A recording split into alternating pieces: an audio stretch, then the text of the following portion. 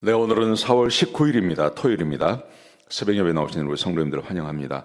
말씀 나누기 전에 공동기도 제목으로 기도하시겠습니다. 배옥준 집사의 뇌졸중을 치료해 주십시오. 언어가 회복되고 오른쪽 팔다리에 힘이 생겨나도록 해 주십시오. 권하자 집사가 다시 걷도록 해 주십시오. 이승학 성도의 뇌종양 치료가 잘 되게 해 주십시오. 권현민 형제를 치료해 주십시오. 김에브라임 형제가 신장 이식을 속히 받도록 해 주십시오. 김씨 집사가 걷도록 해주십시오. 오시오 선교사의 건강을 회복시켜 주십시오. 대비박 형제의 건강을 회복시켜 주십시오. 노승호 집사의 건강을 회복시켜 주십시오. 대한민국이 정상화되게 해 주십시오. 예수님의 이름으로 기도합니다. 아멘. 오늘 본문의 말씀은 마가복음 15장 39절에서 47절까지 말씀입니다. 예수님은 하나님의 아들이십니다 라는 주제입니다. 예수님이 하나님의 아들이신 그 증거는 굉장히 많습니다. 예수님께서 행하신 기적, 그리고 예수님의 부활, 이런 게 굉장히 많이 있죠. 그런데 심지어 예수님께서 돌아가셨는데도 사람들이 예수님을 하나님의 아들로 인정하는 것입니다. 보통 그렇지 않습니다. 우리가 세상에서 봐서 알지만 세상에 굉장히 유명한 사람도 감옥에 가거나 죽고 나면 끝나버리죠. 그냥 다 잊어버리죠. 그런데 오늘 본문에 보시면 심지어 예수님을 죽였던 사람도 예수님을 인정합니다. 자, 어떤 내용인지 같이 한번 보시겠습니다. 39절에 보시면, 마가복음 15장 39절에 보시면, 예수를 향하여 섰던 백부장이 그렇게 숨지심을 보고 이르되 이 사람은 진실로 하나님의 아들이었도다 하더라. 백부장은 아마 예수님의 처형을 책임졌던 사람이었을 것입니다. 그런데 이 백부장이 예수님이 처음 잡혀왔을 때부터, 그때부터 빌라도에게 재판을 받고 하는 과정을 다 지켜보지 않았습니까? 거기다가 예수님께서 내가 왕이다 이런 말씀도 하셨고요. 또 빌라도도 예수님을 왕으로 인정했고, 이 백부장도 고위 군인이거든요. 그러니까 이 사람도 예수님을 보는 눈이 분명히 있었을 것입니다. 범상치 않다고 생각했을 것입니다. 그래서 자기가 한번 예수님이 진짜 어떤 분인지 한번 생각해보고 시험해보고 싶은 마음이 있지 않았겠습니까? 그래서 아마 혹독하게 예수님을 다루었을 것입니다. 그렇게 부하들에게 명령을 했고요. 실제로 그 과정 하나하나를 다 지나가고 예수님이 십자가에 못 박히고 못 박히신 예수님께서 말씀하시는 것, 하시는 행동 하나하나, 그리고 마지막에 예수님께서 운명하셨을 때 세상이 어두워지고 그리고 바위가 터지고 하는 일들이 막 생겨나지 않습니까? 그것을 다 보면서 이 군인, 이 사람이 이렇게 고백하는 겁니다. 이 사람은 진실로 하나님의 아들이다. 복잡한 이야기 하지 않고요. 무슨 증거 이런 거 이야기하지 않고 어떻게 하나님의 아들이 죽을 수 있냐 이런 말 다 빼고 예수님께서 돌아가시는 장면을 하나하나 가까이에서 다 보면서 주시해서 보면서 아마 이런 결론에 이르게 된 것입니다. 이것은 아마 가장 정직한 고백일 것입니다. 예수님이 처음에 오셔서부터 체포되어서 오셔서부터 고난받으시고 죽는 그 과정 전체를 보고 그것도 비판적인 시각으로 저 예수가 자기가 메시아라고 하고 자기가 왕이라고 하는데 진짜일까? 라고 생각하고 봤을 때 그때 이런 결론을 내리게 되는 거죠. 저는 이 백부장의 고백이 결코 의미 없는 고백이라고 생각하지 않습니다. 굉장한 고백이라고 저는 믿습니다. 아마 그랬을 것입니다. 실제로 예수님이 가까이에 있었던 사람들은 모두가 다 이렇게 고백하는 것입니다. 자, 두 번째 고백은 아리마대 요셉입니다. 아리마대 요셉은 실제로 그 유대인들을 두려워했죠. 그래서 자기가 제자인 것을 숨기고 살았던 사람입니다. 예수님께서 살아계셨을 때요.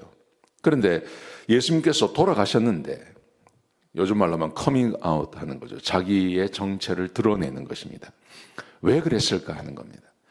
왜냐하면 아리마대 요셉도 예수님의 죽음을 봤습니다.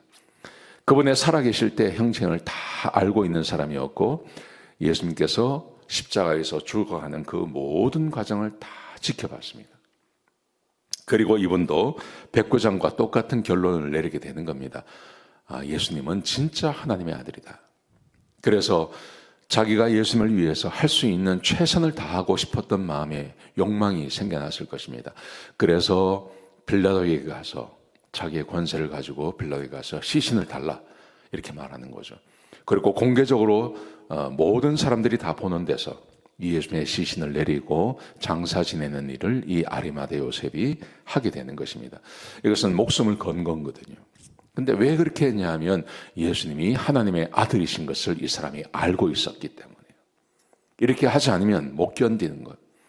그리고 자기의 죽음까지도, 자기의 사회적인 매장까지도 전혀 두려워하지 않는 그 마음을 가지고 아마 이 일을 했을 거다, 그렇게 생각합니다.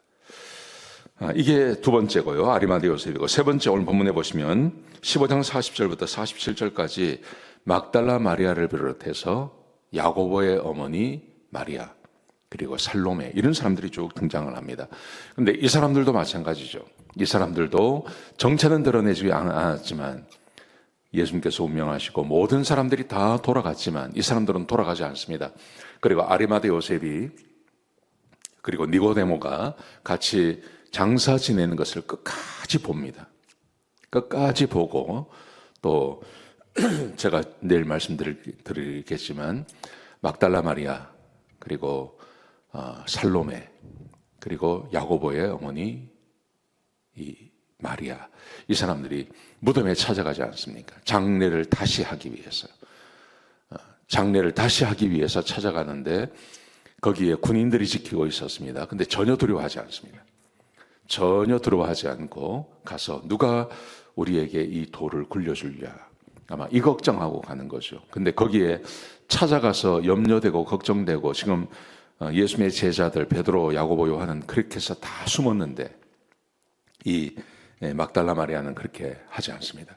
여러분, 이게 뭘 말하는 거냐 하면 예수님이 비록 눈으로 보기에 사람들에게 죽임을 당하는 이런 일을 당했지만 예수님을 가까이에서 만났던 모든 사람들은 예수가 그리스도라고, 예수가 하나님의 아들이심을 고백하지 않을 수 없는 그런 상황입니다. 여러분, 이것을 우리에게 한번 적용해 보면 이렇게 적용할 수 있습니다. 지금 예수님이 우리 가까이 계십니다. 우리 안에 계시고 우리와 함께 동행하시고 가까이 계신다고 말씀하셨거든요. 그래서 우리에게 필요한 게 이겁니다. 내 안에, 내 가까이 계신 그 하나님과 함께 동행하는 삶을 사는 것입니다.